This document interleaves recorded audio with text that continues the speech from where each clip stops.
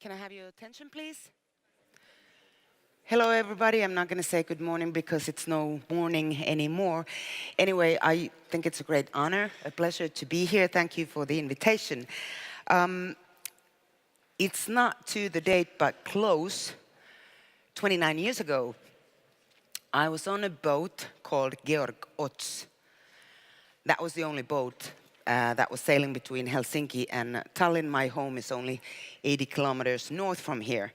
I started my career in broadcasting working for a private commercial radio station, Radio 1, and me and a bunch of my colleagues were on that boat in order to organize a rock concert in Tallinn with our Estonian friends called Rocksummer. Some of you locals might remember that. It was a fantastic 3-day festival, and it started something that now is called the singing revolution, as I think you Estonians call it as well. Pretty amazing. Now, that was 1988, and this is 2017, and since then, Estonia declared or re-declared its independence, has joined NATO for security reasons, has joined EU for other reasons, not the least the financial, the economic reasons, but also to belong to a family. Similar values, democracy, Western democracy, and so forth. It's pretty amazing that I'm here moderating a discussion about the financial crisis and what the economic cooperation, integration means for Europe. I closely followed the horrible years between 2008 and 2012 from Brussels, and I remember those sleepless nights on the council floor, not knowing what would happen, and usually, well, it became a joke between some of us journalists that Mondays were the horrible ones because there was always this race against the markets, and we always knew that something would come up and then we would have to work yet another sleepless night. We've come far from that. A lot has been done. There is a lot to be done, and I think I have an excellent group of experts in their own fields here in front of you. We start with Martin Sandbu from Financial Times, has written books and several articles about the EU crisis, well, Euro crisis, but also the finances in Europe. And then we have Rainer Kattel, a visiting professor from sorry, I have to check this, University College of London, and as I read through your articles, I found this one red thread that you focus a lot on how we sell economic policies to the people, or if we... Sorry. Sure. That wasn't you. No, as I read through your articles, it reminded me of Finland's policies that digital world is something new that we should look into, and we should make the best of it, harness it for wealth. And I hope you say something about that. And then we have Guntram Wolff, director of Bruegel, a very distinguished think tank, economic think tank in Brussels, and you, of course, have worked with several former and sitting finance ministers and experts, and been asked advice of, and well, advise us. How should we reform euro area in order to fight coming crises, and how should what we have learned not to do from the past. And then, last but least, welcome also George Pagoulatos, professor of European politics and economy from Athens. You worked as a counselor, as an advisor for 2 interim governments during the hard years in Greece. 2011 to 2012, and it will be really interesting to hear your thoughts of what was wrong, what went wrong, and what we have learned. As we all know that by the end of 2015, everybody was talking about Greece as a separate crisis instead of connecting it directly to financial crisis and euro crisis. If we start with you, Guntram, you have your 10 minutes. Yeah, thank you very much, and thank you for the organizers for inviting me to this wonderful conference. So the question we got is the economy still holding Europe together? And when I thought about this question, I thought it's basically an impossible question to answer, but I think what is very clear that dismantling the current levels of integration that we have, economic integration, would certainly cause a lot of damage. And in that sense, I think the incentive is very strong to stay together, because dismantling would be very costly. But let me still emphasize that, also relating to the previous panel, that I think it is a political question whether we are holding together or not. And that very much depends on the kind of parties and so on we will get in the respective governments across Europe. And it seems to me that for these elections that we have been discussing, these identity concerns that Piotr was mentioning, identity community concerns, may actually be significantly more important than the economic factors that we tend to look at. So I would very much emphasize that this question of identity is very much at the heart of the discussion of who we are, who we want to be, and how much do we want to go further with integration. I will come back to that in a minute. But if we look at the economic side, I think it's fair to say that the economy is doing really well at the moment. So I think Mr. Juncker talked of tailwinds, but let me give you some statistics to start off with. So we've been in now a recovery in which economic growth has been above potential growth for 16 quarters, so that's 4 years. And if we look at what that means in terms of employment numbers, so we compare 2013 to 2017, we will see that if you look at employment in the European Union, we've been at 224 million in 2013, and we are now at 234 million. So there's almost a 10 million increase in employment in the last 4 years. Similarly, in the eurozone, we went up from 149 to 155, so that's 6 million more jobs in the eurozone. So I think in terms of employment, actually quite a significant recovery. In terms of growth, quite a significant recovery in the last 4 years. Yet, let me emphasize that this is not everywhere the same. And I also looked up some statistics for you for that. If you look at the unemployment statistics, they have come down in the Eurozone from 12 to 9, in the EU from 10.9 to 8. So we have a decrease in unemployment levels in the area as a whole. But if you take individual countries, the performance is quite mixed. So let's start with Spain, which had a massive improvement. So 27.5% in 2013. Now we are at 17%. So this is a very significant reduction, but we are still at 17% unemployment. Yeah, I mean, so 17 is not a small number.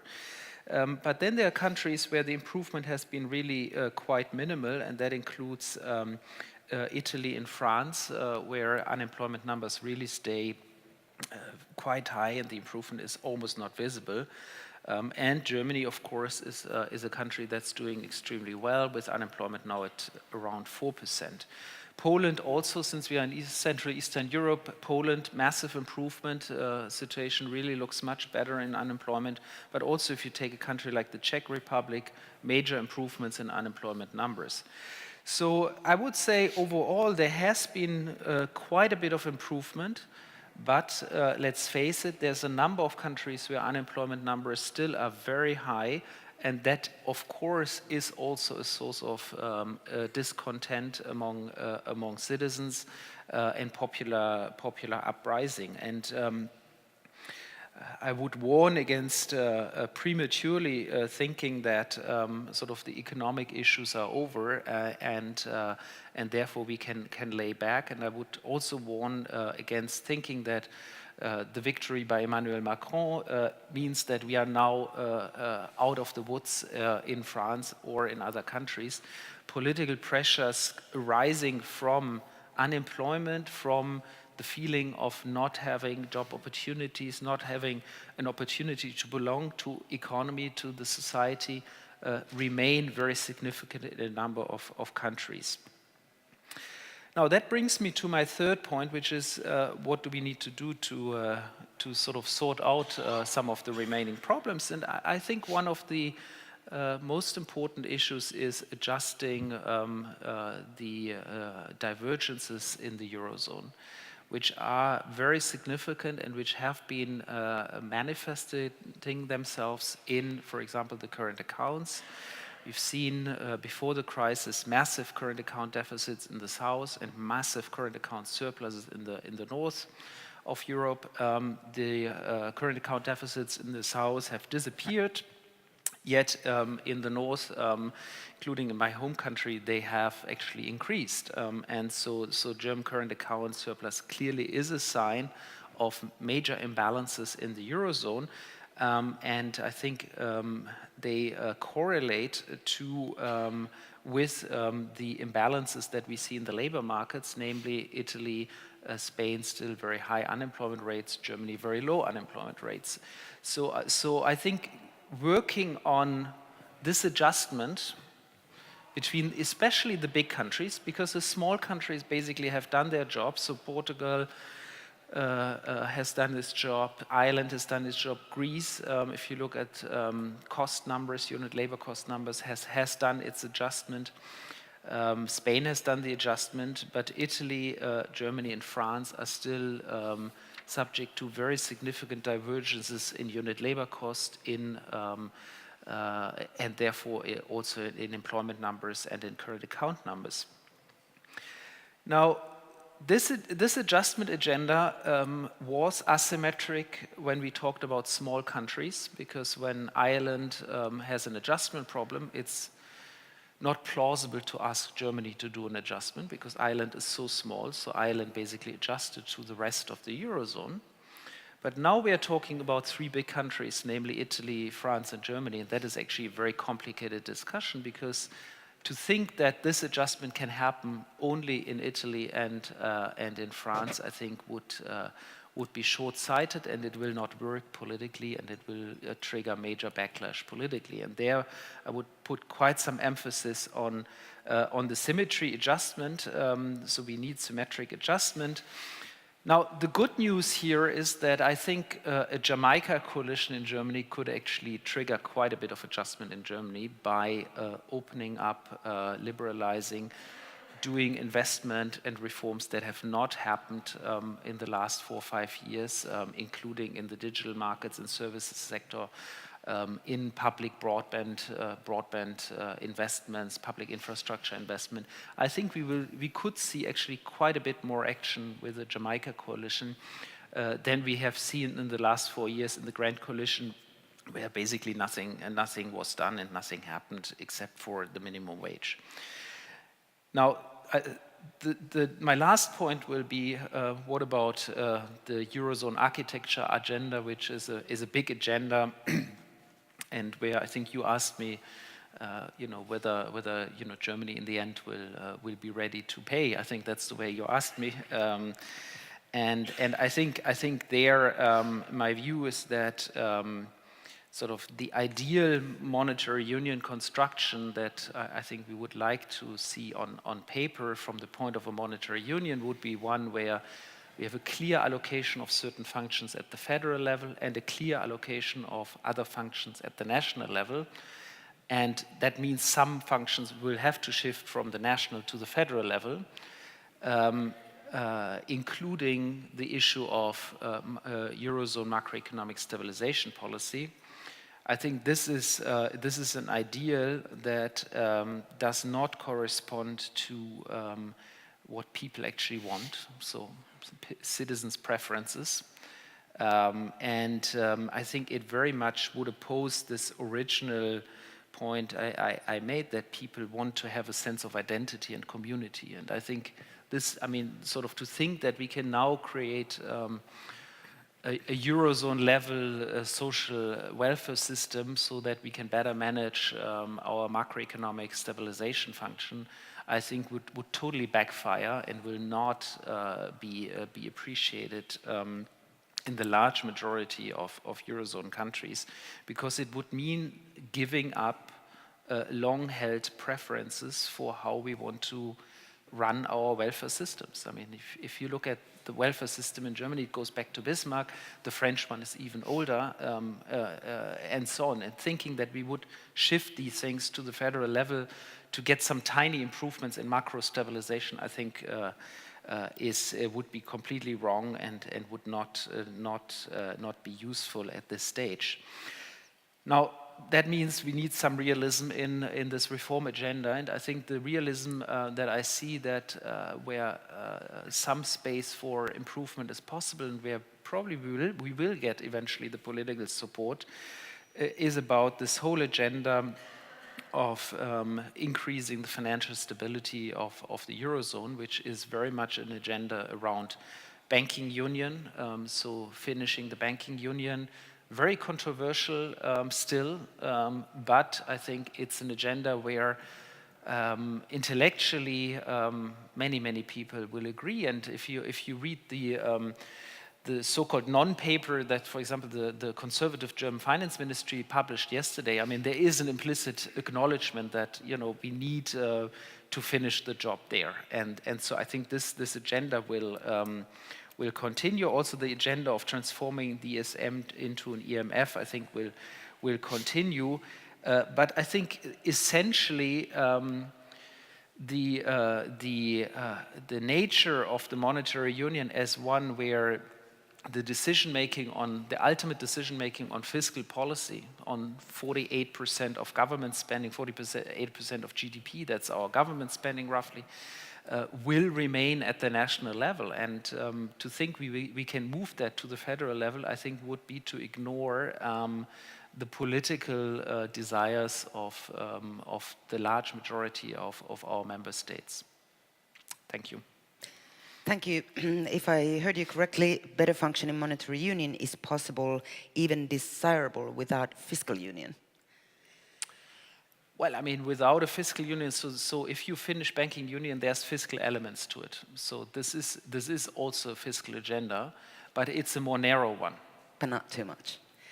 Then we go to you, Martin, because Guntram also talked about the sense of identity community, which is something that you're going to talk about as well.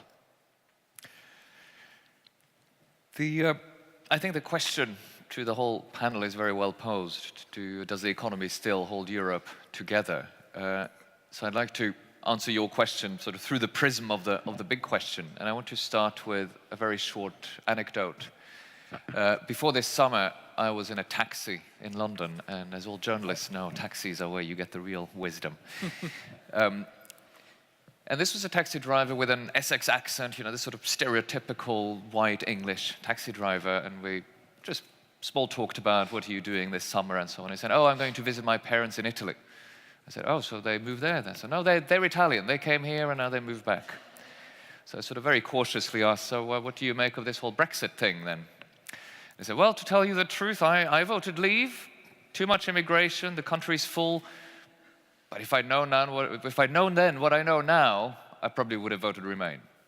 And what he meant was, it turns out to be really complicated to extricate yourself. That's a process, I mean, that was one very little straw in the wind, but it's a process that Britain is going through at the moment, right? Sort of realizing how tight these economic bonds are and how costly it actually is to give them up. That is a sign of how the economy is indeed keeping Europe together, if only insofar as it's making more British people realize how much they've been benefiting and how much they will lose from pulling out. We can talk about Greece too. I mean, Greece was the closest to an exit from the euro in this case, and who knows what would have followed from that.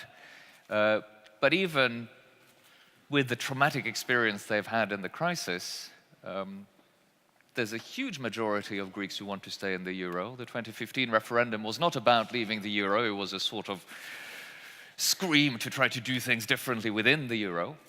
And in fact, in every eurozone country, there are majorities in support of the euro. So, the supposed difficulties haven't actually made people on the whole want to pull out. And there's sort of a very old idea in this. Montesquieu, who 250 years ago wrote about the separation of powers, also wrote about this idea of doux commerce, gentle commerce. People who trade together, do commerce together, tend to be at peace with one another. Why is that? Because when you do things, when your economy is integrated, your interests align. And that's still the big truth here. So we have to remember that big truth when we talk about both the bad experience Europe and especially the eurozone went through after the crisis, and when we talk about the various technical proposals on the table for perfecting EMU and so on. The big truth is that having a common economy aligns your interest, and the European model of integrating the economy is particularly well suited for aligning those interests, because prosperity today, more than earlier, depends on rules that govern a very complex productive system. It depends on international supply chains that need smooth cross-border transfers. It depends on all the things that the EU is particularly good at. So I want to frame all this in a very positive way, that actually the model has been working a lot better than we give it credit for, and is well placed to continue to do that in the way modern economic activity works. Now, there's another element of how the economy binds people together. It's that when there is growth, people tend to be happy. Very simple. When there wasn't growth, and when there isn't growth, of course you get more antagonism, because things become a zero-sum game. There's less to go around. It's a very obvious point, right? But it just explains why it's important to have policies that keep the economy growing. And this is something Europe, and in particular the Eurozone, did very poorly after the crisis. Guntram has pointed out all the good news since 2013. And we can add to that if we compare the EU and the Eurozone since 2013, its recovery has been just as strong as the US recovery since 2009. The first 4 years of the US recovery look identical in terms of the numbers to the Eurozone recovery since 2013. But it was 4 lost years, right? Second recession. I have a non-mainstream view on this. I think it had not so much to do with supposed design flaws in the euro, and a lot to do with just really poor policy choices that there were alternatives to. There was a choice to tighten fiscal policy, there was a choice to tighten monetary policy at the same time, and there was a choice to, instead of cleaning up banking systems and getting rid of debt overhangs through restructuring, to extend and pretend and bail out and not remove any of these unresolved losses. So that continued to weigh on economic activity. So there were avoidable mistakes, unforced errors that caused a lot of damage. But once you stopped making those mistakes, 2013, 14, 15, lo and behold, things recovered. And they're going reasonably well, but there's a lot of road to catch up. But in that process, you've seen support for the EU go up, you've seen support for the euro go up, pretty much across the board. So that's, again, a positive story. Now, that doesn't mean all is well. And I think we need to keep in mind that there are several long-term economic difficulties going on here. So there's a long-term structural change, not just in Europe, but in every advanced economy, which involves deindustrialization. And this has been going on for 30, 40 years. Nothing to do with the last crisis, nothing to do with the euro. But every industrial economy has seen a gradual loss of jobs in industry. That has effects on a certain group of people, in particular the unskilled male working class, and particular places, namely the geographical places where those industries were concentrated, within countries and within larger regions.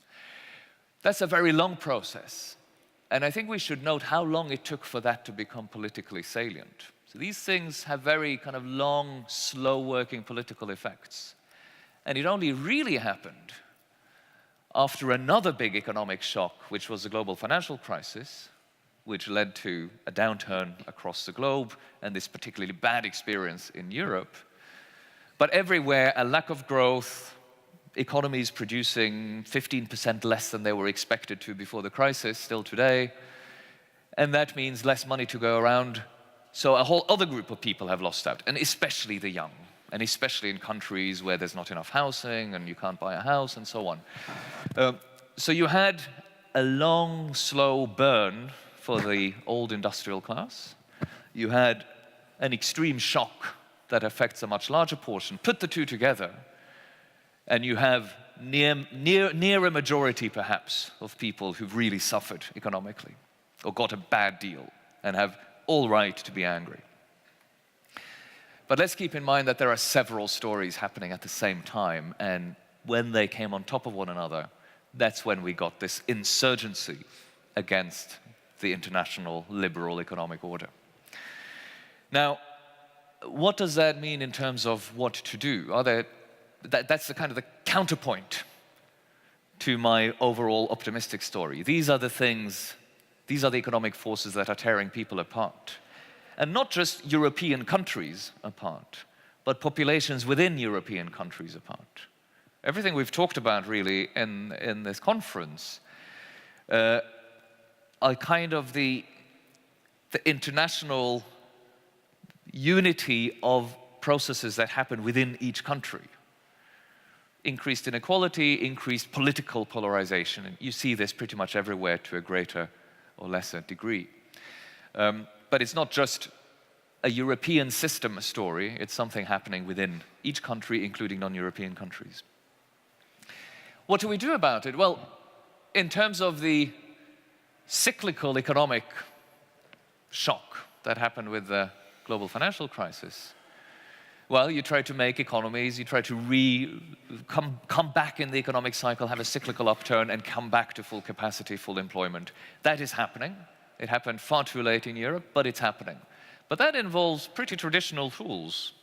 Fiscal policy, monetary policy, cleaning out debt overhangs. That is sort of the easy bit. That still leaves partly ongoing legacies of those who suffered the most in the crisis, but in particular this very long, slow burn dealing with, having to do with deindustrialization. And that's not going to go away just because we get a cyclical recovery. It can help. A cyclical recovery makes it a lot easier to try to bring some people who've fallen out of the labor market or onto the fringes back into jobs. But there is a remaining big problem that is not going to go away.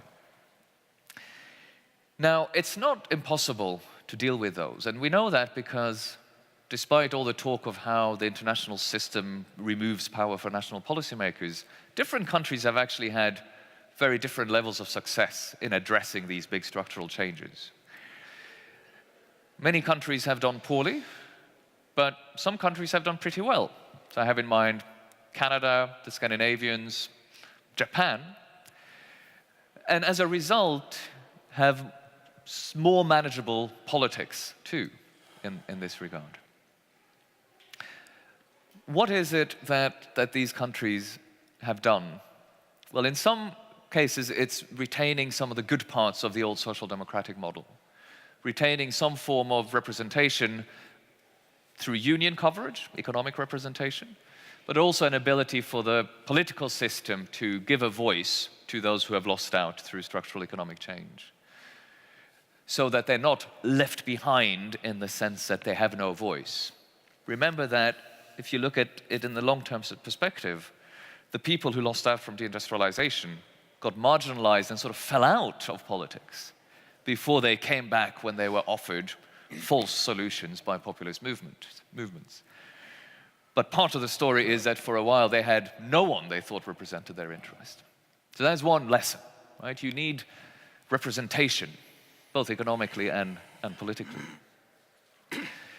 But you also need economic policies to reincorporate, sort of give a space in the economy to those who have been left behind.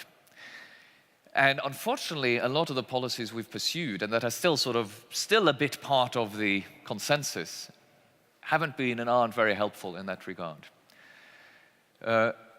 In particular, I'm worried, and I heard some of this language in Guntram's comments, about wage competitiveness. Wage competitiveness means to try to bring wages down, right? That's what it means, or keep them low. That's not a very attractive offer to people who are economically marginalized. And I also think it doesn't always make economic sense. If you look at the most successful countries, some of the Scandinavian countries, for example, one way they've succeeded, traditionally and still today, is that by keeping wages high at the bottom end of the distribution, they've increased productivity, they've encouraged capital accumulation, they've increased structural shifts into more productive ways of doing industry or more productive sectors altogether. So I think more and more we understand that it's not true that there is this trade-off between good work conditions and productivity. Very often it's the other way around, that kind of protecting the bottom actually makes for a more productive economy over time. I'm going to stop you there. Once you let lecture loose, he'll never stop. We come back to you, but now we go back. Now we go to George and Greece. Case Greece. Martin was talking about avoidable damage, you know, and now maybe we're looking for representation and economic support. During the crisis years, the big thing was in Finland, in Germany, in Holland, you know, oh, do we have to pay for that? So it was austerity versus support, solidarity, if you wish. I'm very interested in hearing your words, how you would go forward, keeping in mind what Guntram has said and also Martin. Thank you. Well, I have the unenviable privilege of being both a scholar of the eurozone political economy and a Greek, which over the last 7 years has felt a bit like observing the zoo from inside the monkey's cage. What I would like to say to begin with is that Greece has done Europe a great disservice. And I do not mean the obvious in terms of Greece failing in a completely predictable way. Greece was the textbook failure predicted under any orthodox textbook of the EMU, that a country fails through its fiscal imbalances and through its fiscal recklessness. And indeed, Greece was exactly the case of that. The Greek crisis was our own doing, but the eurozone crisis was not the result of the Greek crisis. If we look at the features of the countries that ended up being bailed out, it was not the budgetary imbalances that led to the crisis. Otherwise, we wouldn't have had Ireland and Spain, which were countries with paradigmatic budgetary discipline.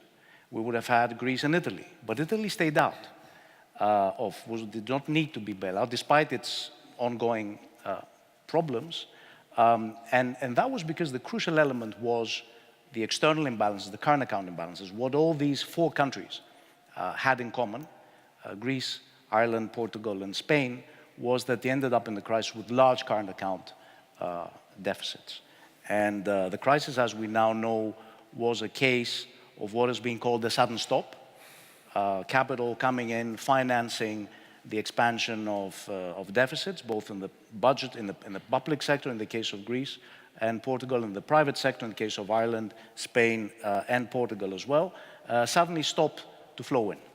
And this massive sort of outflow of capital had to be covered through a bailout mechanism, through resort official funding, which were the bailouts. And I say that because it is important, because Greece did a disservice to the eurozone by failing first and by allowing this false narrative to be built that it was all a matter of lack of fiscal discipline, and if you take care of fiscal discipline, you have solved the problem.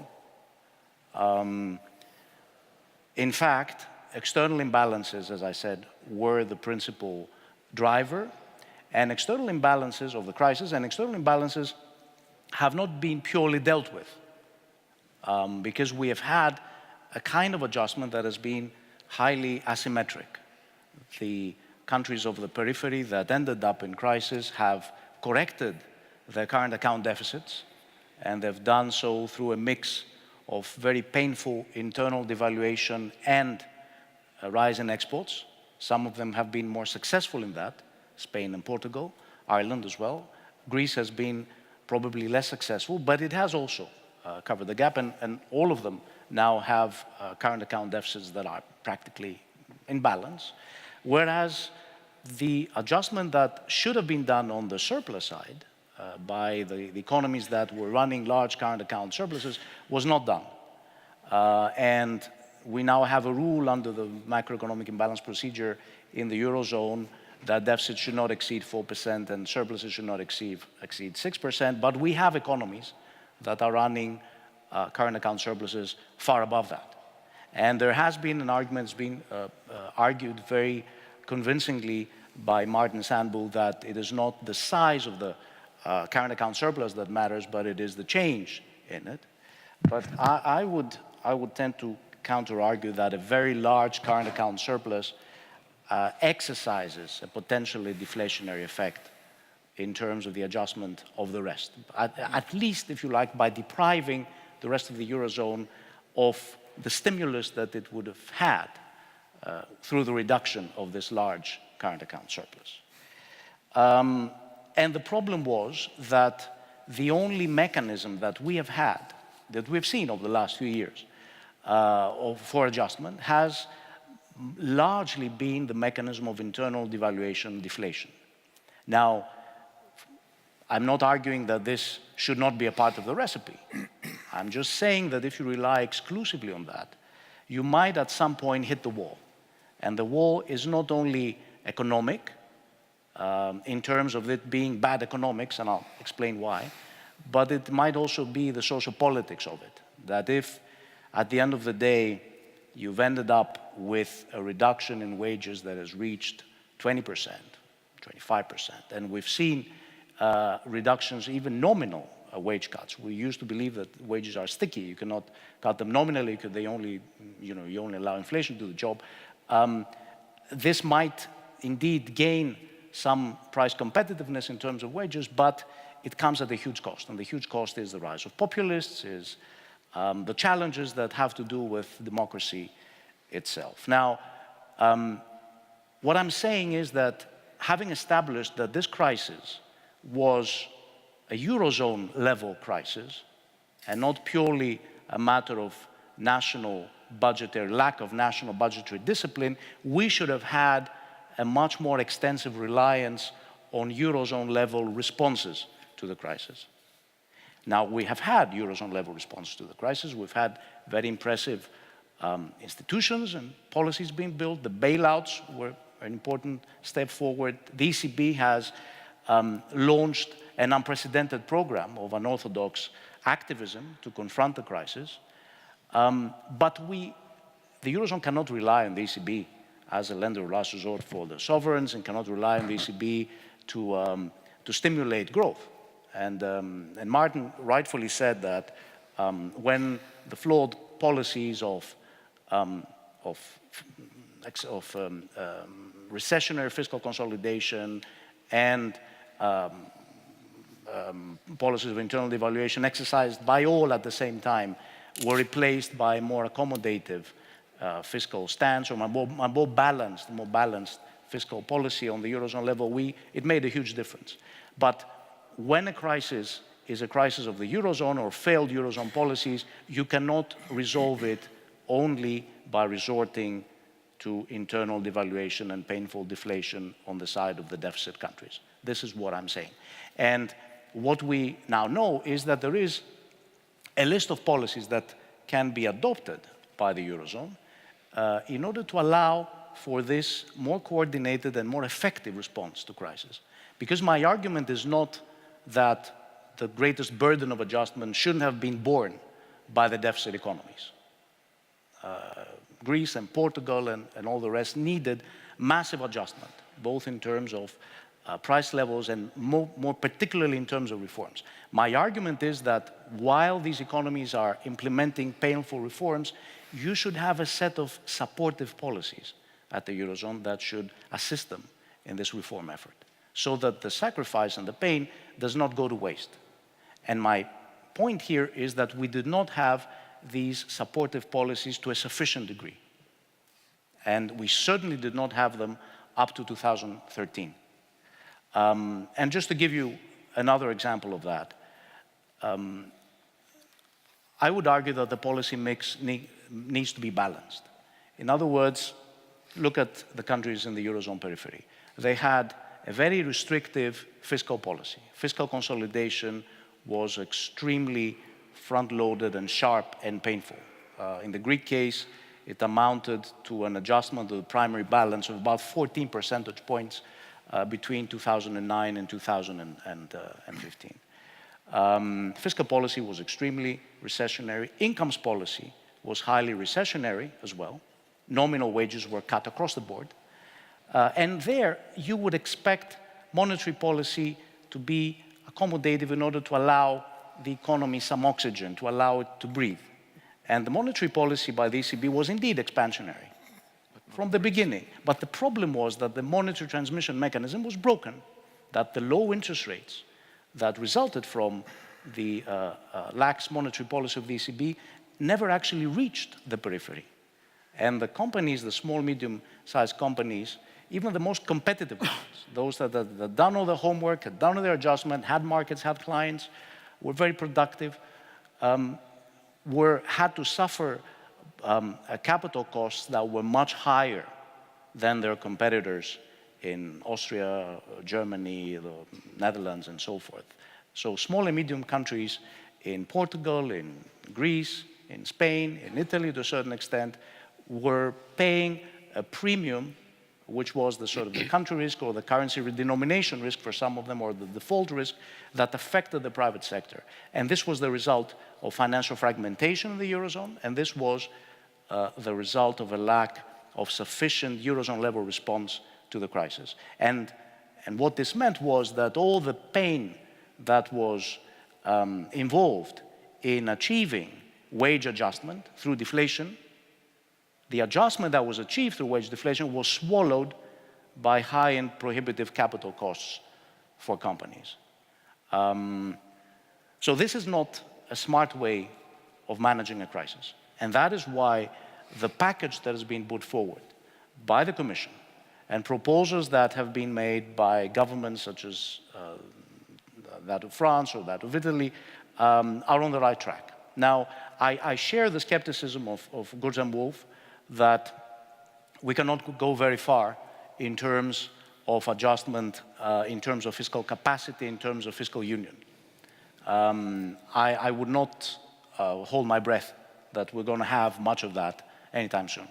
But at least we need to go faster on the road of financial integration, on the road of building a real banking union, on the road of reducing the kind of impact of bank-based financial systems and resorting to alternative sources of finance, allowing companies that cannot access effectively bank credit in their countries to be able to do so through a more pan-European banking system, and allow them also to access capital by angel investors, by private equity, by venture capital, and so forth, which is part of the Capital Markets Union project. We need some sort of backstop for the Single Resolution Fund. I was glad to read it in the non-paper of the German finance ministry yesterday, even though it said that it required a revision of the ESM treaty.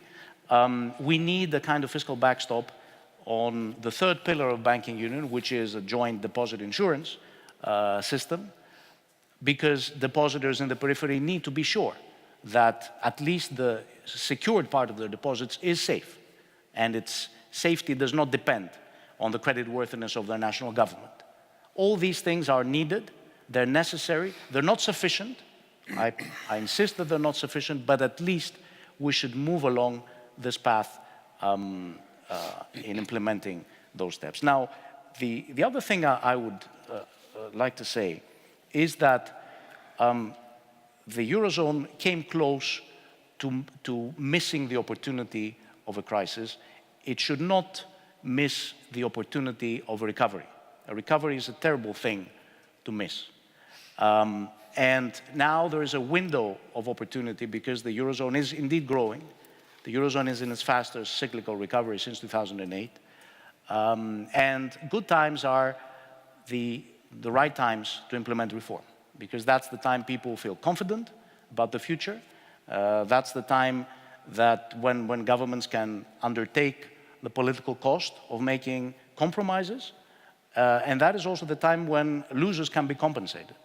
And one of the greatest failures in the Eurozone crisis, and especially coming from Greece and the Greek crisis, was that Greece was forced to adjust during recession as a result of not having adjusted while having the highest growth rate among almost all Eurozone countries up to 2007. Growth is the best time to implement reforms. National reforms must be the main focus, and I agree with the logic that says that national responsibility is a precondition for European solidarity. But as long as national responsibility is shown through national level adjustment, and I think it has been agreed that the adjustment that has been done by the peripherals, including Greece, has been extraordinary, taking into account their starting level. These reforms have to be assisted by conducive and appropriate policy initiatives at the European level. We need to focus, and let me finish with that. Adjustment is not just cutting wages. Adjustment is raising the levels of productivity. Adjustment is taking advantage of a unique opportunity of near zero interest rates to invest in the skills and the training and the infrastructures of tomorrow. And we haven't seen that to a sufficient degree, and we haven't seen that targeted towards the economy that have suffered a huge cost from implementing very painful internal adjustment. Thank you. Thank you, George. Now, last but not least, Rainer, as I at the beginning mentioned, that I have this memory of crossing the waters 1988 to a Soviet Tallinn. Now, I can't stop smiling looking at Estonia at the moment, how far and how fast it's come. In many ways, it's more modern than Finland, partly because of technology, the use of new technology and innovations and digital economy. And I hope you talk about that, how we can, as George was talking about, let's not miss the recovery. Maybe new tools can help us with that. Yeah, right. I think, first of all, I find it very interesting that over the last 2 days we talk about European Union, sort of try to say, it's quite good, it's quite okay, don't worry, it's still there, it's it's fine. So we sort of have to remind ourselves that it's not falling apart yet. And I think it is something about European Union that it's really fundamentally about stability and really trying to keep things from actually happening, sort of worse things happening.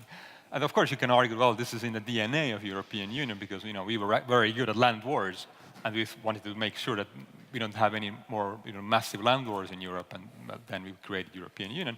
And of course, but this has become really the DNA of European sort of a collective action as well. Let's not do anything really too radical. And I think the current crisis or current recovery the problem is not really that we have not enough stability so that nobody invests and all that, but exactly we have a problem of dynamism. We have actually a problem of investment.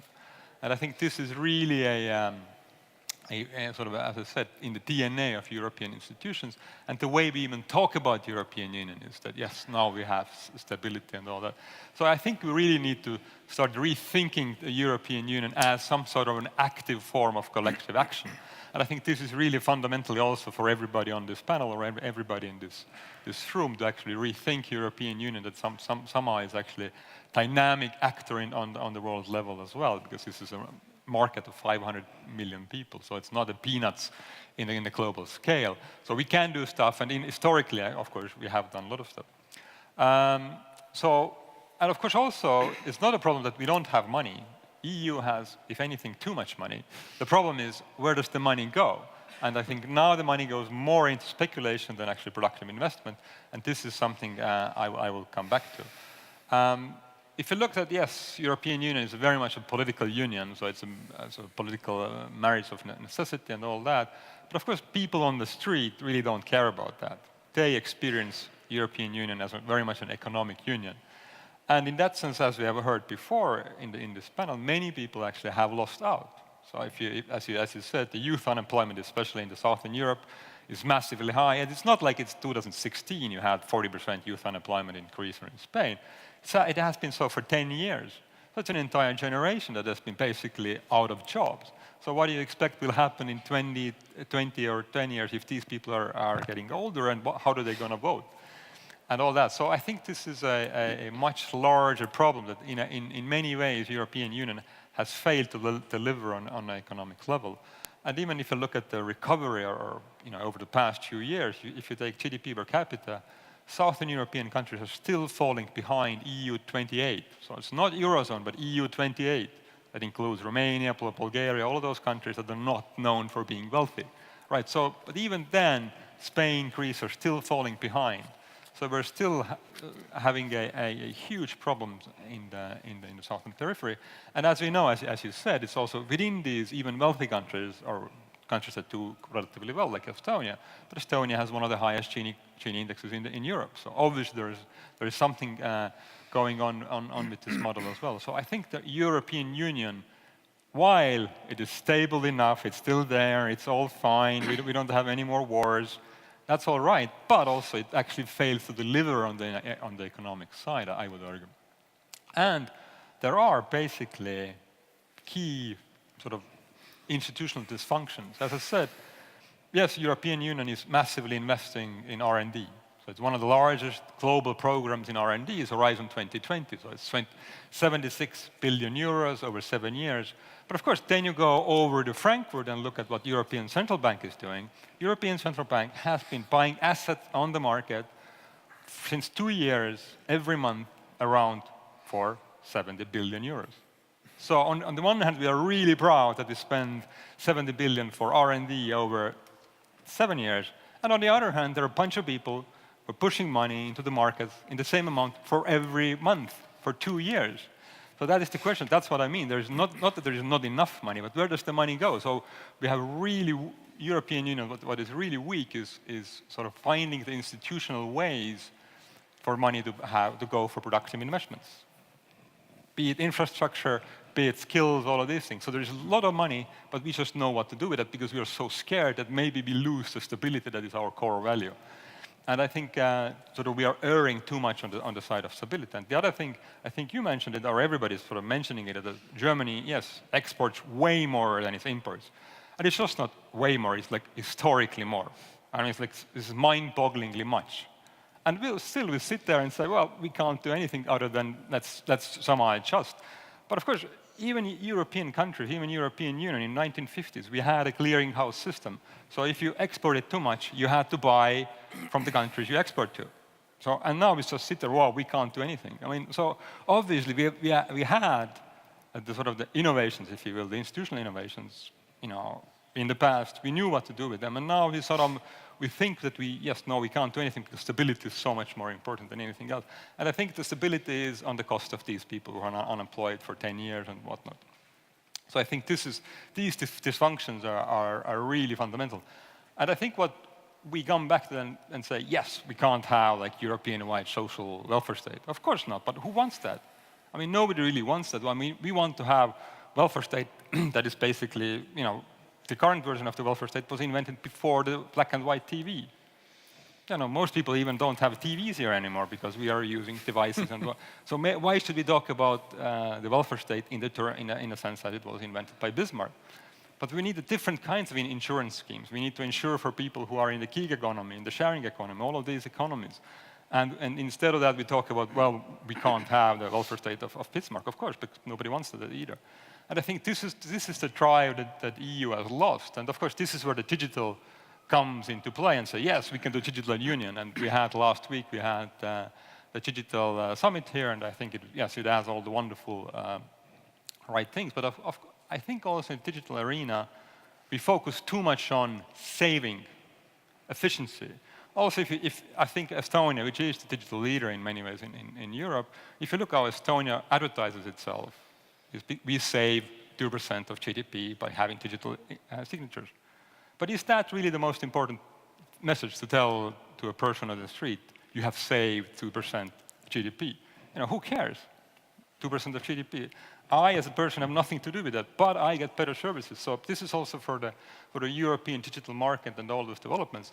It is too much focused on how much we can save because, you know, public finances are such a big mythology around Europe. Public funding has to be low. Let's save. But of course, rather than that, we should actually think, what do we do with these new services? How do we rethink our services? Welfare state, health services, schools, education. How do we actually rethink that from the digital standpoint? And I think there is way too little focus on that. And you know, now you have, for instance, in London, yes, London City withdrew the license from Uber. But you know, what is the next step? I mean, how do we actually deal with these kind of sharing economy giants that are so enormously important and are sort of really revolutionizing services? What do we do in terms of public services? Yes, we go for self-driving cars, but this just makes old system more efficient, but doesn't really rethink the service as transportation in the city. So I think in these aspects, we again see that European Union as such, if you will, is very poor in being bold and dynamic and actually experimenting as well. So we rather err on the side of caution, stability, but I think we have too much of that, and we should really try to be more proactive and also more courageous, I think, in terms of finding new ways of using the digital advantages that we have. Thanks.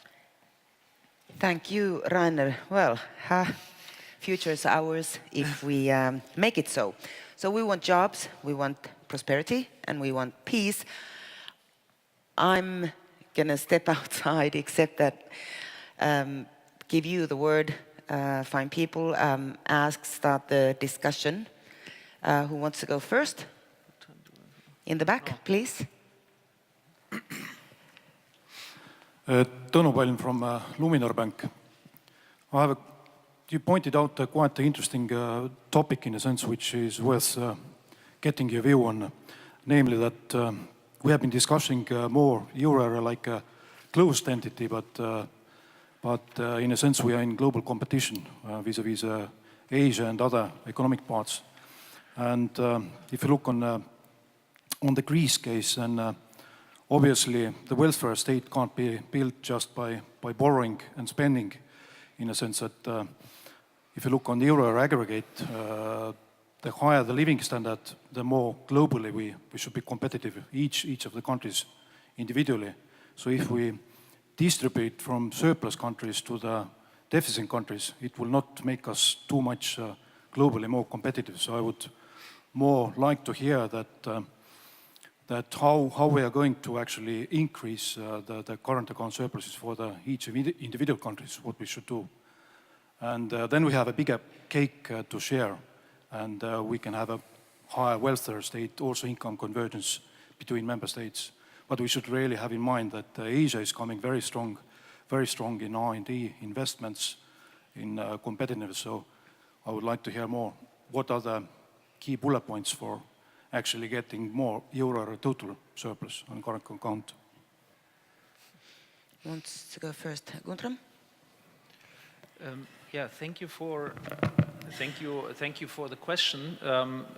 Perhaps let me sort of react to that question as well as to some of what has been said on the panel. So So I think that your question was, don't we all need to adjust to the upside, right? So we all need to become like Sweden or like Estonia, and then things are better because we will have a larger current account surplus to the rest of the world. So I think that was sort of the gist of your question, and. I think at the end of the day, what you want is upward adjustment in the quality of institutions, in innovation capacity, in productivity, but you want still to have balance in terms of the current account, because a large current account surplus eventually means that you essentially save much more than you invest. I mean, that's just an accounting identity, and so why would our continent, as a large economy, be a net saver to the rest of the world? I mean, I think there's no real logic for this. A small saver, perhaps, because we need to save, I guess, in aging societies somewhat for the future. So I would think a small net saving for the eurozone would be appropriate, but a large one, especially the one of Germany of 8% of GDP, makes basically no sense. So I think what you need is adjustment, and then the question is, how do you get the adjustment? And there, let me just echo what I said. I think we need a symmetric adjustment. So we don't need just Italy to do wage moderation. We need wages to grow in Germany. And then the question is, how do you get wages grow in Germany? Well, I mean, I don't believe that there is sort of a magic mechanism where you say, oh, please now wages increase. I think it is a question of structures of the economy, and there I would very much emphasize the importance of capital intensity, capital investment.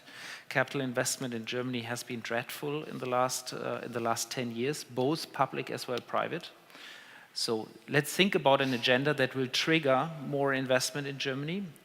Let's think about an agenda that will increase productivity, that will open new sectors so that new investments will actually happen because there's new opportunities in Germany.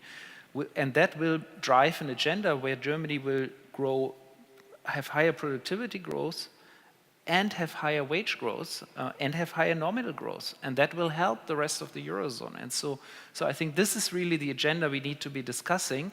And my gut feeling is that a Jamaica coalition in Germany will do actually more on this front in terms of both public investment as well as liberalization, as well as digitalization and so on, than the last government had done.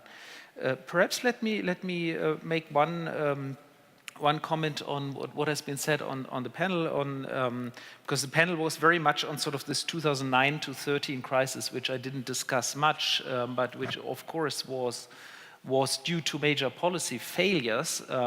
Let me just add that I would perhaps debate a bit the statement by Martin that it's just basically mistakes. I think the mistakes were also rooted in a wrong architecture. So it seems to me that the fact that we did not have an ESM, the fact that we did not have an OMT program, I mean, these were major policy institutions that were invented in the course of the crisis, and rightly so, arguably too late, and I agree, we should have, I mean, if we had had the OMT program in 2010, I think the pain on Italy and Greece would certainly have been lower than what it turned out to be. But I think it is rooted, the fact that we didn't have these things is rooted in the fact that these institutions didn't exist and they were not foreseen, at least not sort of in the front page of the Maastricht Treaty. I mean, they were developed and designed under very heavy pressure, under lots of political controversy, and showed the immature nature of this monetary union. And that's why it's so important to think about what is next in terms of finishing the architecture of the monetary union. And it seems to me the most important thing is really to preserve the ESM and the OMT as it is, and then add, and there I agree with George, actually add and improve what we have done on financial integration, which is basically finishing the banking union, for which I think there is intellectual openness across the European Union, as well as finishing the capital markets union. Thank you. I just want to follow up very quickly, both on the question and some of the things that were mentioned. I really think we need to get away from being obsessed by this concept of competitiveness. So when you worry about competition from Asia, which countries are you worried about? You're not worried about Japan. They're kind of like us. We're worried about China, maybe India. What do those are poor countries, okay? Those are poor countries. They have low living standards, and what they have is cheap labor, still. That is the main distinguishing advantage they have, if you want to call it an advantage. And we should never think that a European country should try to compete with, let's say, China on that basis.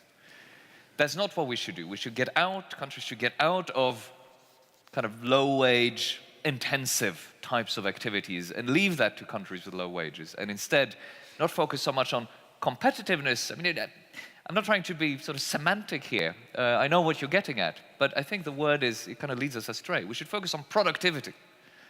We should be more productive, and the more productive you are, the higher living standards you have. That's basic. That's a sort of basic economic fact, that your living standards depend on your productivity, a bit regardless of what other countries do. How do you get productivity? Well, of course, as the other speakers have said, one key issue is investment. Investment into productive capital.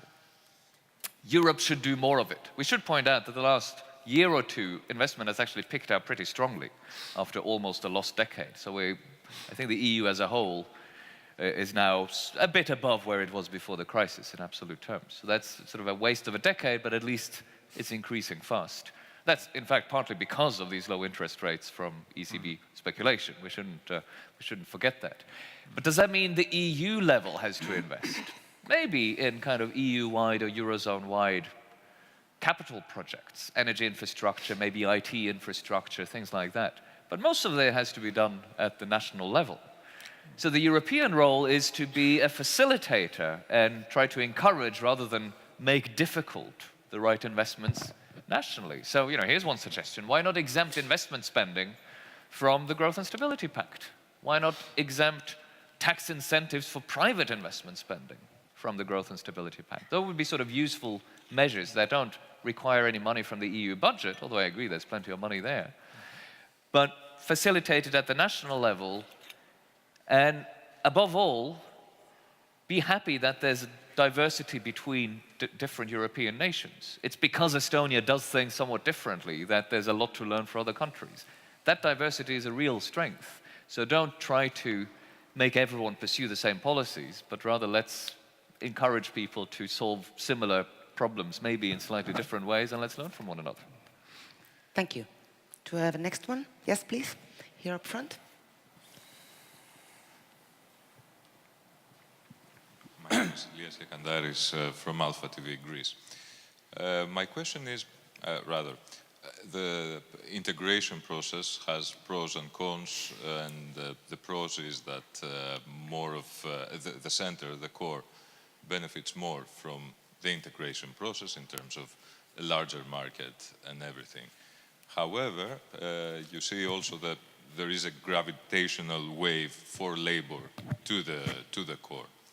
At this point of the European development, though, you still see something that was considered as a given when nation states were creating the support of the periphery.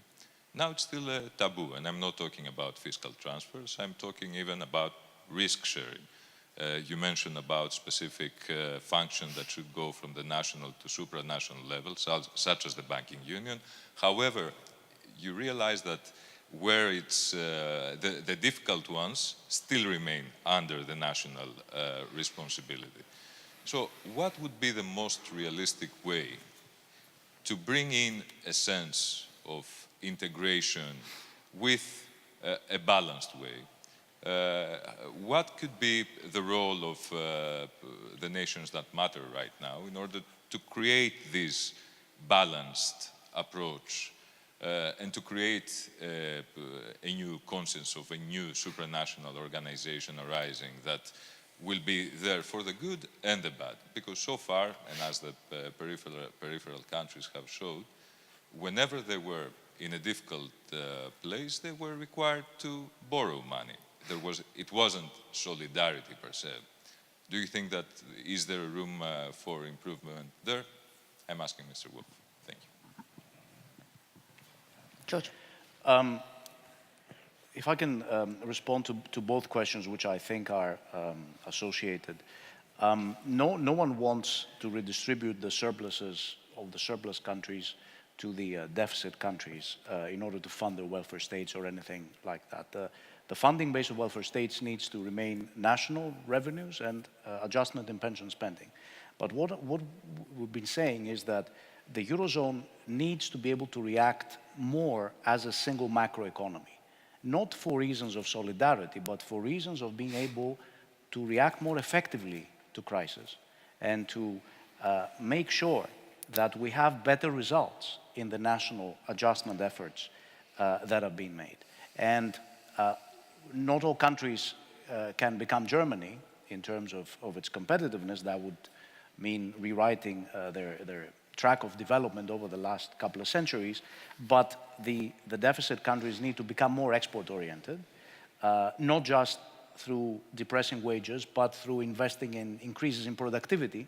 It is the increases in productivity that should be the focus, and everything that affects the rise of productivity, from infrastructure, skill building, education, R&D, etc., performance of bureaucracies, and the surplus countries need to become more demand-oriented. This is the kind of symmetrical adjustment that we've been talking about. And this is in order not to redistribute resources, not to transfer resources. It is in order to be able to allow the eurozone to operate more effectively on stabilization. We've heard a lot about, in fact, the paper, the non-paper of the German Finance Ministry talks about a stability union. In fact, we need an insurance union. Insurance union would be the kind of union that shares risk, and by sharing risk, reduces risk. Reduces the negative legacies, the debilitating legacies of painful adjustment that has exclusively relied on internal devaluation. Just to give you an example, in the case of Greece, the investment rate has been cut from 25% to 12%. The investment gap in the countries that have undergone adjustment is huge. The employment rate as a result of extremely steep adjustment is about 50 or 55% of GDP. Now, what this means is that the potential growth rate, the ability of these countries to grow over the foreseeable future has been undermined by the pattern of adjustment that they've followed. What could have helped if, for example, in the countries that are undergoing painful adjustment, by doing their reforms, we could also at the same time have investment directed to these economies. For example, by establishing a few European Union institutions, the same way that the US federal government does if there is a crisis in a state that is of an asymmetric nature. More importantly, by adopting elements of a closer financial union in the ways that have been mentioned, and some element of stabilization on the budgetary level, even if we do not have a real fiscal capacity. And one more thing, as you mentioned, I had a brief experience under the two non-political governments of Greece from the end of 2011, 2012, the technocratic governments. And every day there were reports coming in, tens of reports, speculating on when Greece would exit the euro. That was the time when Greece was implementing the most painful adjustment program ever undertaken in any OECD country. If we look at not what Greece says, but what the OECD Going for Growth report says, the Lisbon Council talking about the magnitude of adjustment. And still, despite the fact that the economy was adjusting, there was all this speculation. And you know why all this speculation was not only the huge challenge of adjustment, which was clearly enormous for the shoulders of any Greek government, but in fact any democratic government, and the inefficiencies in implementation, but it was also the fact that the eurozone did not do what the ECB did through Mario Draghi in July, promised that it would do whatever it takes to make sure that every country remains in the euro. Every time such a statement was made at a Eurogroup level, there was always a footnote. As long as they do that, under the condition that they do that. And this was exactly the signal that the markets were receiving that the country's participation in the euro is not guaranteed. So we better not bet our money in this country, and that's not only bondholders, it is also longer-term investment. And this is the way you lock an economy that is doing its best to, under very adverse circumstances, to adjust, and has done many, many mistakes in the past. This is the way you lock it in a vicious circle, from which it will be very difficult to exit, and the cost of which, again, the eurozone will have to bear at some point later, because the inability to service the debt will mean that you will need more bold reprofiling and so forth. So I put this question to you, is this a smart way of handling a crisis? And I think the answer is pretty obvious. Yeah, well, just about the both questions in a way, and I think we still talk too little about investment or the need to invest, and also I think there is a misconception in a way that yes, some European economies, the investment is picking up, there is growth, but if you look what is sort of driving the growth, it's not investment still, but it's actually consumption.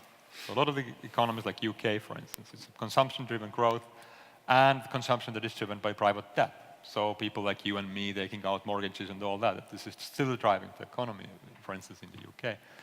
And I think this is where the European level action is really important, because European Union, if you look closely, we have actually agreed on all kinds of very, very nice goals, admirable goals, like grand challenges, green economy, to deal with those issues. But then we sort of put bits and pieces, small money, and saying, yes, nation states, you do it because you know how to do it. But of course, this is where I think the European Union, really should step in and say, yes, we have huge long-term 10-year, 15-year investment programs into green economy, because nobody else is going to do that. Because small countries like Estonia, or even nation states larger than Estonia, Italy, whatnot, there is not enough incentives for big, or for countries individually to invest. So, but if you do as a large 500 million consumer economy and go all out for green, for instance, you can do something, you can change something, and you can really change the way we live in Europe. But also the same thing about aging societies. I mean, creating new type of services for the elderly and all those things and using that. So I think this is where, yes, you need local nation-state level experimentation and all that, but you also need EU level investment. Investment is just not enough.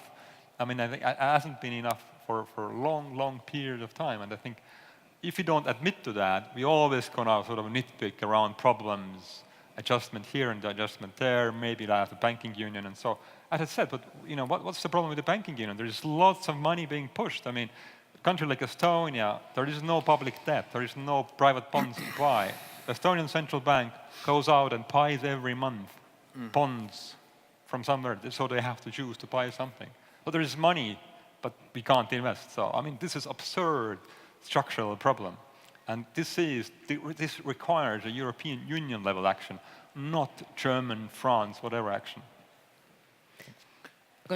So just to reply to the question here, I mean, I guess my first point would be, I'm not sure that I agree with you that the integration of markets leads to centralization of activity, which, if I understood you correctly, was your starting point. I think what we are seeing is that prior to the eurozone crisis, we've seen a lot of capital flowing to the periphery because of a massive interest rate shock, and that capital in many respects was not spent productively. I mean, you talked about the Greek public sector, how it was wasted in the Greek public sector.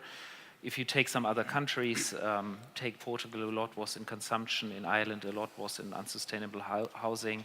In Spain, a lot in construction also. So I think there was a sort of something happening that was masking, I think, a very different trend. And I think the different trend is that we've been getting more integrated into global and European value chains. And I think what you've seen in the last 10, 15 years, you've seen a lot of investments from the core of the Eurozone, especially Germany, but also France, into Eastern Europe. And Eastern Europe still has significantly lower wages while at the same time having comparable productivity levels or let's say levels of good governance or even better levels of good governance than many countries in the south of Europe. So I think we should not forget that that the opening up of the markets to Central and Eastern Europe, I think, did lead to a reorientation of sort of long-term FDI investment across Europe that I think was being felt quite a bit in the south of Europe, and that, in a sense, the euro introduction just sort of put a layer over this that was hiding this trend. Which brings me to the point on productivity, which I think you emphasized very much, and I think I would agree with this, and I think everybody agrees with this. We need productivity, not wage. We don't need wage reductions. We need increases in productivity. Well, I mean, to be honest, if you look at the hardcore sort of numbers on, let's say, the big indicator numbers like level of corruption, level of good governance, level of PISA school performance, level of investment into R&D, we do actually have a problem, and that problem is to a significant extent a South Europe problem. So I agree with you, we need to bring up the productivity levels, but then let's talk about it and let's really do it. Yeah. And that I think is a very, very important agenda, certainly for the countries in the South. Now then your question was, what do we do, what can we do to sort of I guess, increase the willingness to support European insurance schemes and European transfer systems and so on. And I think ultimately we will need this, and we need the insurance systems. I don't think we need transfer systems. I think transfer systems will be. I mean, if it becomes a transfer system, I think Belgium and Catalonia should be lessons enough. I mean, I think ultimately if you have a long-term transfer system, it puts huge tension on the political system, and I think it will blow it apart very quickly. But I think I agree that we need an insurance elements, and I think at the end of the day, I think the crux of the matter is that the politics are national and local, and the local resistance to insurance systems in a situation in which people in Berlin, in Germany, in other countries, in the Netherlands, basically think, the south of Italy or Greece have low governance indicators and so on. It's going to be very difficult. I think that's I guess my bottom line. And I critique that, and I think we need to increase the stability of the system and do something. But I think there's huge resistance to this. Martin, short comment. Yeah, I still want to get one more question, but I think the question is a crucial one about who benefits from economic integration, and if the core benefits more than the periphery, why integrate from the periphery's point of view? Right. I think we want to distinguish between the single market and the euro. Yeah. The single market is about allowing for greater scale, right? And scale means concentration. So I think there's a good case for worrying that the single market actually benefits the core more than the periphery.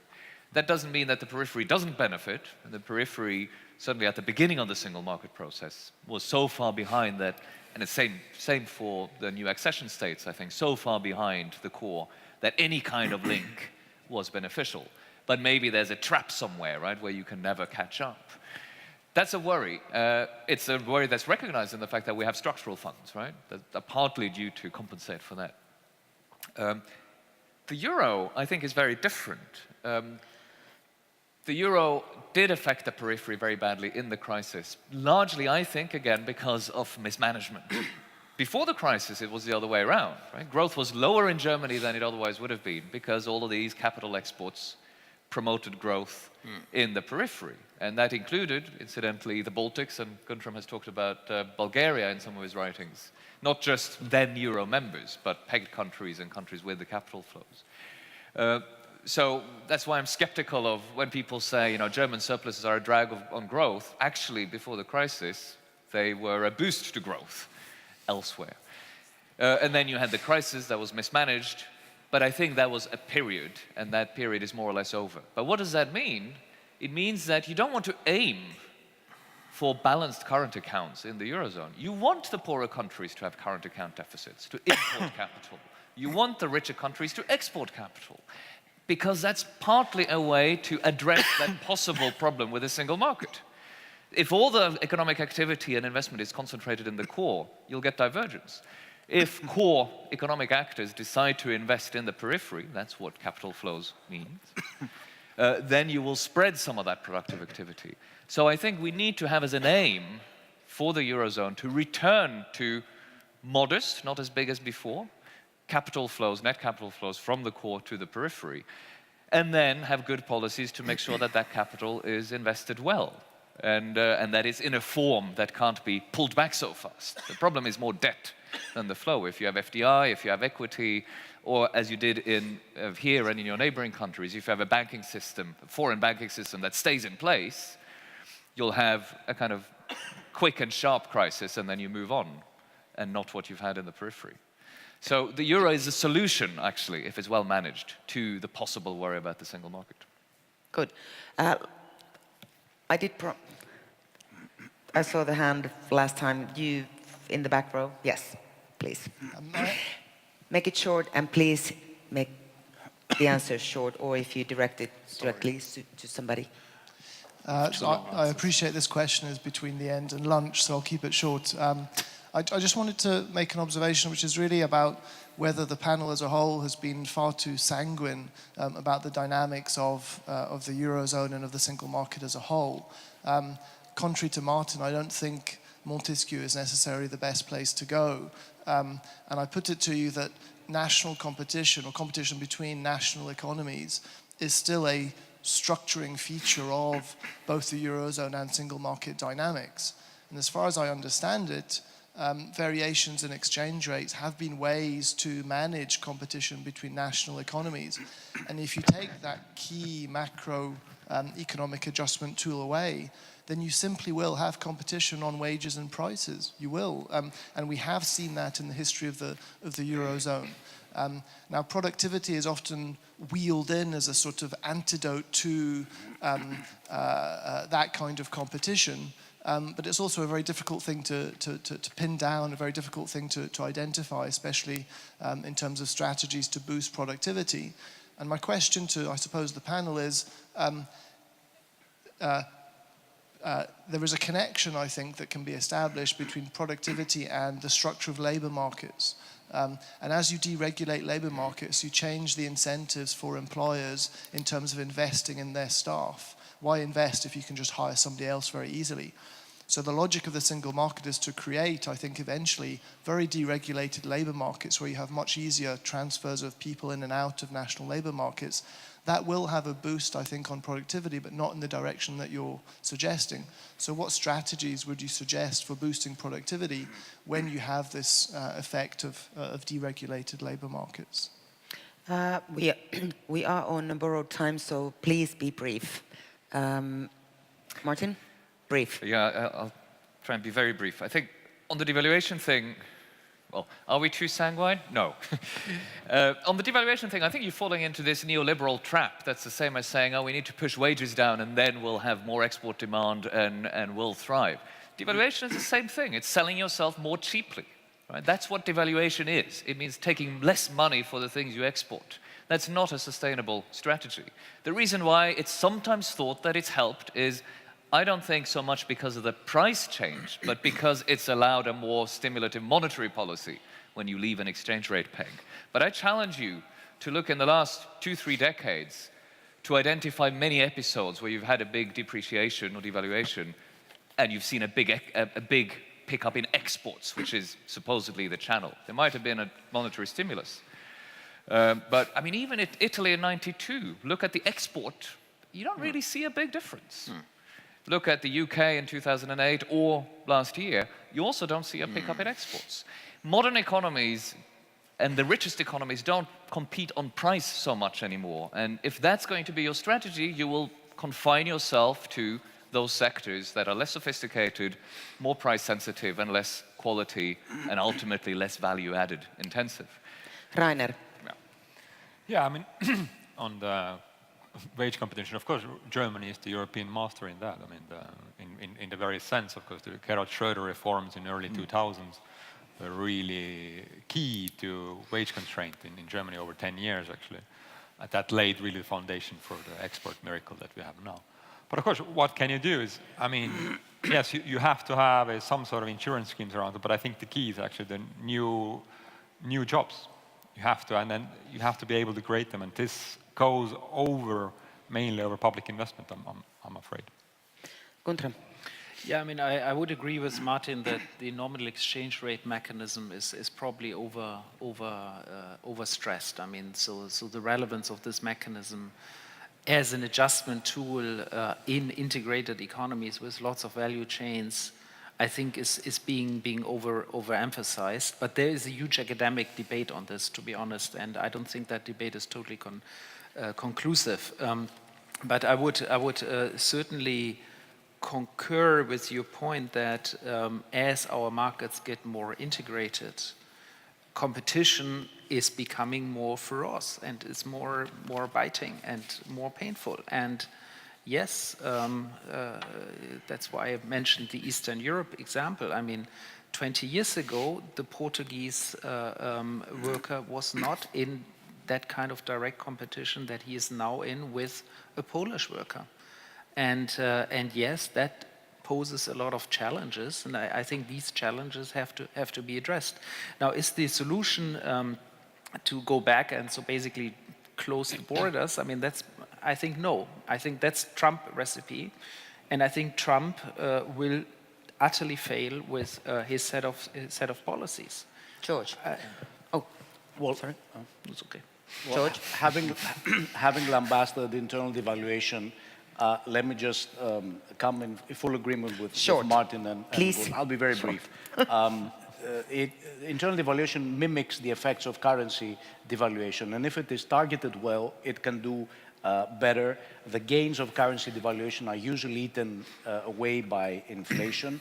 Currency devaluation can be very unfair because it favors those who hold hard currency, so it could end up accentuating inequality. So if you implement internal devaluation effectively, and this requires good governance, you can have the same effects. Now, the strategies to boost productivity, the companies have an incentive to boost productivity. It would boost their profitability. Governments have strategies to boost productivity by a smart use of public resources, by R&D spending and skill building and investing in education and training systems. And all these are factors, and by cutting away the red tape, all these are factors that could help governments increase incomes along the way by raising productivity rather than achieve competitiveness by cutting wages.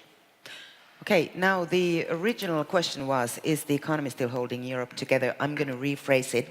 My last question is, will the economy hold Europe together? And this is where we check if scholars and economists can be brief. You can only say yes, no, or maybe. Martin? Yes. Yes. Maybe. Maybe. George? There's no way of going back, yes. Thank you, panelists. He Thank said you, more audience. than Let's one have word is lunch. unfair. Learn the hard lessons.